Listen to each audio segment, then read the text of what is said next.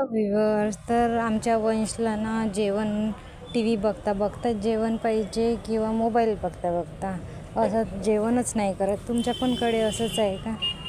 घरोघरी हाच रोना आहे सर्व मुलांचा. आजकाल मोबाईल आले, टी व्ही आहे, तर टी व्ही बघता बघताच त्याला आता 4 वर्ष पूर्ण होणार 9व्या महिन्यामध्ये 9 तारखेला. तो स्वतःच्या हाताने जेवण करते, पण खूपच हळूहळू जेवण करते. एवढा टी व्ही बघत बघत की त्रास येऊन जाते. मग स्वतःच चारून मोकळी करून टाकते त्याला. आणि 4-5 दिवस झाले टियाचं बॉडी वॉश संपलं होतं, तर मेडिकलवाल्याला सांगितलं याच्या पप्पांनी ऑर्डर करा म्हणून. तर ते पण खूप उशीर झाला, पण आलंच नाही आहे. 4-5 दिवस होऊन गेले. त्याची आंघोळ साबणाने करून दिली तर डोळ्याची तिच्या आग होते, खूपच रडते. मग ते आंघोळच नाही करू देत. आणि दुपारची वेळ झाली आहे. टियाचे पप्पा वरला गेले होते, पावभाजी आणली त्यांनी. तर मी सर्वांसाठी पावभाजी काढत आहे. आमच्या घरच्या सर्वांनाच पावभाजी खूप आवडते. वरोऱ्याला खूप छान पावभाजी मिळते, तर कधी गेले कामाकरिता तर आणतेच.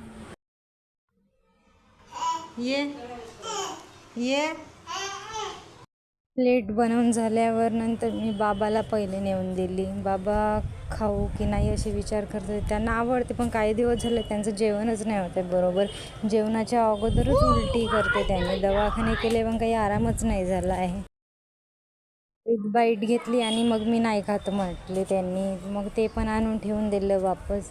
वंश झोपून होता, त्याच्यासाठी दुसऱ्या म्हणजे प्लेटमध्ये काढून ठेवलं, झाकून ठेवलं होतं. नंतर आम्ही खायला बसल्यावर तो अजून उठला, मग त्याला पण द्यायला लागलं. असंच काढत ठेवतच होती जास्त वेळ. खाल्लं तर थोडंसंच, पण काढणं ठेवणं ना भांडेच जास्त संगरून गेले. यांनी 4 वाजले होते आले वरोऱ्यावरून. तर मग त्यांनी दुकान काही खोललंच नाही, घरीच होते. मग टियाला बघत होते. टेरेसवर फिरायला नेलं.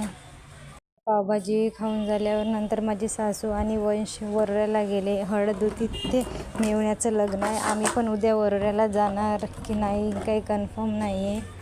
आणि टियाला वरती घेऊन गेले होते तिचे पप्पा. 6 वाजले होते. मी जाऊन बघितलं, मस्त छान फिरत होते आणि हवा एवढी छान येत होती.